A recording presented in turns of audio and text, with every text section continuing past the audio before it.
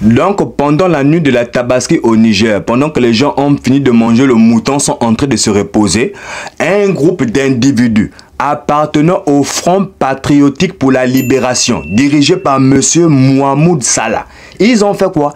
Ils ont saboté tout le pipeline qui prend le pétrole au Niger pour amener ça au port du Bénin, pour aller directement en Chine, a été saccagé par un groupe d'individus. En tout cas, le groupe d'individus là, ils ont beaucoup, on appelle ça comme, ils ont beaucoup de revendications. Mais nous, la question qu'on va se poser, à qui profite le crime lorsque ce sabotage a été effectué? À qui profite le crime?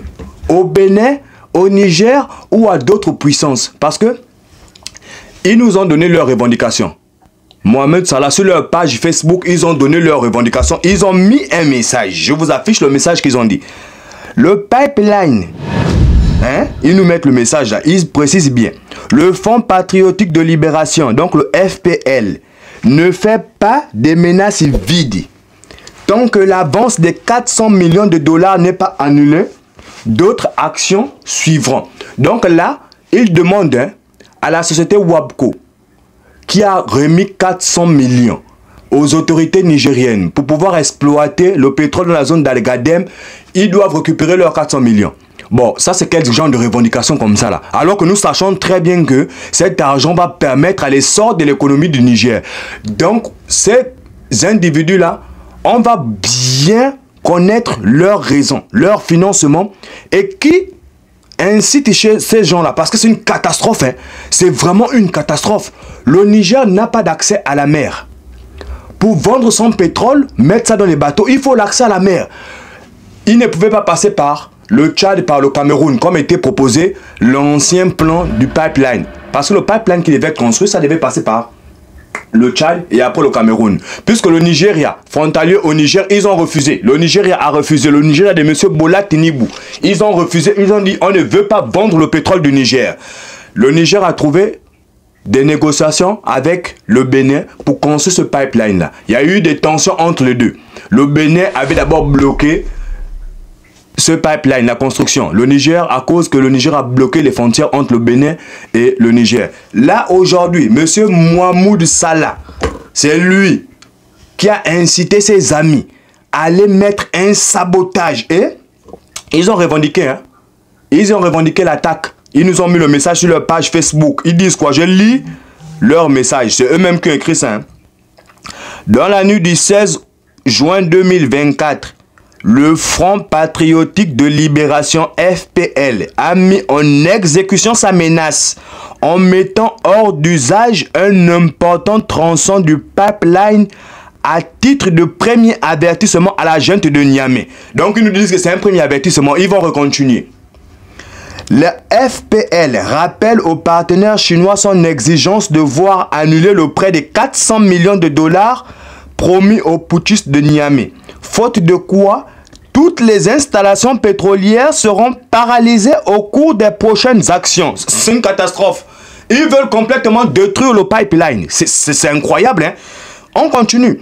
Le FPL demande à tous les usagers de la route de ne plus emprunter pour leur propre sécurité et celle de leurs biens le tronçon Gimi Koulele et Zender Jouaro. Fait le 17 juin 2024 par le président lui-même, il a signé. Mohamed Salah. Donc, voici le communiqué du FPL. Ils ont deux revendications. Ils demandent à la société chinoise de récupérer leurs 400 millions et aussi, ils demandent aux autorités du Niger de revenir dans la stabilité et la... Attends, on ne comprend même pas qu'est-ce qu'ils nous racontent là. Qu'est-ce qu'il nous raconte? Qui finance ce genre d'individu-là? Qui finance ce genre d'individu qui vient mettre le désordre dans la nation? En tout cas, vous-même, vous savez qu'à la tête du Niger, c'est le général Abdulrahman Chami. Il a appris que lors de cette attaque, il y a eu 6 morts. 6 personnes ont perdu la vie. C'était des soldats du Niger qui étaient chargés d'assurer la surveillance de l'Euroduc. Ils étaient en train de s'assurer qu'il n'y a pas d'embuscade, ça fonctionne bien, c'est tranquille. Ils ont été tués.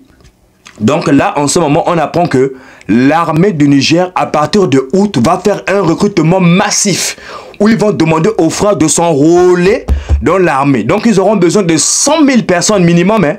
Minimum, ils auront besoin de 100 000 personnes. Bon, là, il faut déjà que les frères se mobilisent pour rentrer dans l'armée pour protéger la nation. Parce qu'on a des individus comme ça, on ne sait pas d'où ils sortent. On ne sait pas où ils sortent. On ne sait même pas où ils ont trouvé les armes. Et ils viennent comme ça là déstabiliser le pays. Mais attends, vous connaissez l'impact sur l'économie que ça représente? La destruction ou le sabotage du pipeline là? Mais on vous parle de 400 millions de dollars. Donc, les 400 millions de dollars, c'est ce que la société chinoise a remis au gouvernement du Niger. Mais, le pétrole, on pourrait le vendre, le surplus, on peut vendre ça à d'autres personnes. Mais là, on ne pourra même plus recevoir des biens, des bénéfices. Les bénéfices ne pourront plus être reçus. Il n'y aura plus rien qui va rentrer dans les caisses de l'État. En tout cas, jusqu'à ce que le pipeline soit arrangé. En ce moment, il n'y a plus une goutte de pétrole qui sort de la terre du Niger. C'était le but de ces gens-là. Ces gens-là, c'était ça leur but. Nous sommes obligés d'interpeller déjà tous les panafricains et tous nos frères nigériens. Ceux qui sont en cohésion avec ce groupe d'individus-là, parce qu'eux nous disent quoi? Qu'il faut que Mohamed Bazoum soit remis à la tête du Niger. Attends, mais eux, ils étaient où c'est? Lorsque Mohamed Bazoum était en train de signer des contrats dérisoires. Lorsqu'il était en train de vendre le pays. Lorsqu'il était en train de désintégrer le pays. Ces gens d'individus étaient où c'est? Ils n'étaient pas là. Aujourd'hui, nous avons quelqu'un à la tête du pays qui est en train de redresser la nation. Et on voit comme ça des minuscules groupes d'individus. On ne sait pas qui leur donne des armes pour venir nous attaquer. Regarde, ça ne peut même pas se passer comme ça. Je vous dis clair et net, nous sommes obligés de lancer l'appel pour sensibiliser nos frères nigériens. Les gars, il faut rentrer dans l'armée pour sécuriser la nation. Hein. Il faut rentrer dans l'armée pour sécuriser la nation. Parce que ce qui est en train d'arriver à nos pays, si nous-mêmes, les Africains, nous ne prenons pas en compte cela, il n'y aura plus d'Africains sur le continent africain. Je vous dis clair et net, il n'y aura plus aucun Africain sur le continent africain. Il n'y aura que d'autres personnes. On ne sait même pas d'où lui là il sort. Ce Mohamed Salah là. Je vous dis clair et net, hein, on ne sait pas d'où il sort. S'il veut discuter avec les autorités du Niger, on peut l'octroyer une audience pour qu'il vienne nous expliquer ses revendications. Mais lorsqu'il est dans le sabotage comme ça, le sabotage qui met notre économie en péril, notre économie en décadence, qui met le travail de nos pères, de nos sœurs, de nos frères. En ce moment, il y a des gens qui ne travaillent pas. Toutes les personnes qui travaillaient ou toutes les personnes qui avaient un travail qui était lié à l'exploitation du pétrole ne travaillent plus. Ils sont à la maison parce que le pipeline a été saboté par un groupe d'individus. Un groupe, on ne sait même pas d'où ils sortent. Regarde, quand on va attraper ce genre d'individus-là, je ne vais pas dire les sanctions qui doivent leur être attribuées parce qu'on m'a déjà beaucoup de fois suspendu des vidéos.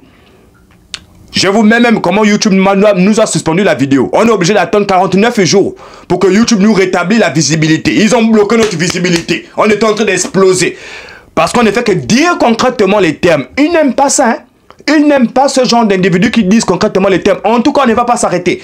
Vous bloquez la visibilité. Vous ne bloquez pas. Nous, on va toujours continuer à informer nos frères panafricains. Je lance aussi un message aux Africains informaticiens.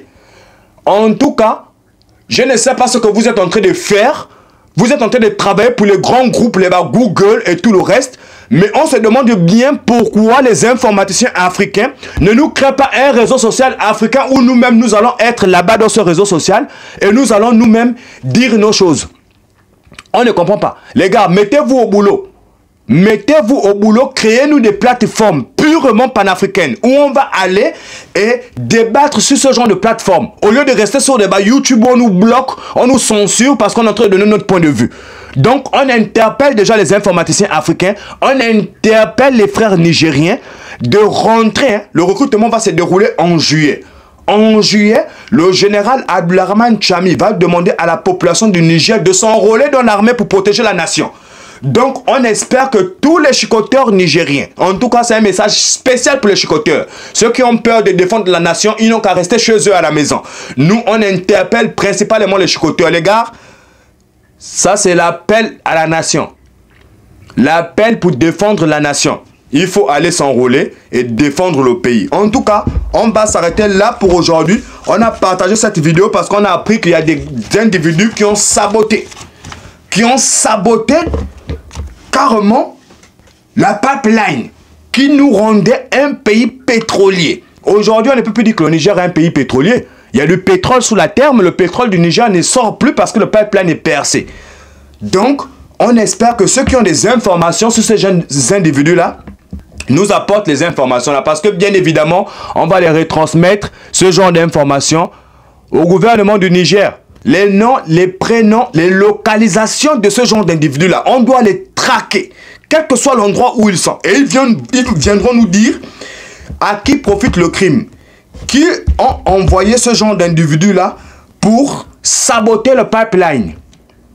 Je ne veux pas dire, hein, mais vous-même vous connaissez déjà sur quel œil nous sommes en train de viser. Parce que l'impact économique que ça va causer, ce sera difficile pour le Niger. Mais nous serons là pour demander à nos frères du Niger de serrer la ceinture et d'attendre que le pipeline va pouvoir être réparé pour que ceux qui ont perdu leur boulot retournent au boulot, retournent au travail et retournent à leurs occupations. En tout cas, c'était sur cette parole qu'on va s'arrêter. C'était Big L /TV. On se retrouve pour un prochain programme. Allez, ciao, ciao.